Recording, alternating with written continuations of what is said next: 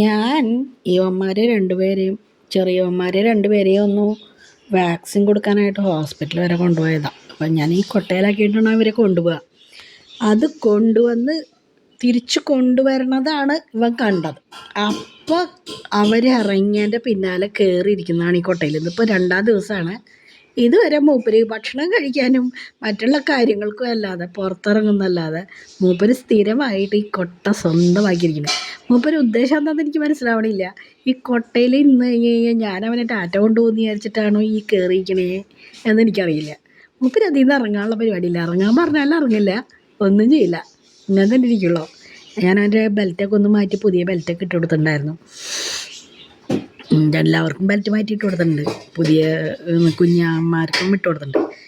അതിന് പകരം ഇവന്മാർ ഏതാണെന്ന് വെച്ച് കഴിഞ്ഞാൽ അത് പുതിയ ടി വി വാങ്ങിച്ചപ്പോൾ അതിൻ്റെ കൂടിൻ്റെ ഉള്ളിൽ കയറിയാണ് ഇവരുടെ ഇരിപ്പ്.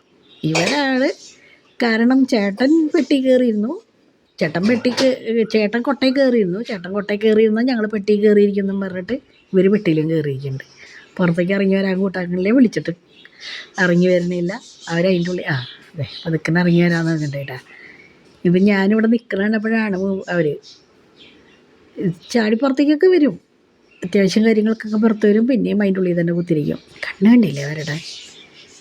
ഒരു കണ്ണ് നീലയായ കാരണം ഉള്ളിൽ ഭയങ്കര ഇരുട്ടാണ്. അപ്പോൾ അതാണ് ഞാൻ ഫ്ലാഷ് ഇട്ടിട്ട് വീഡിയോ എടുക്കുന്നത്.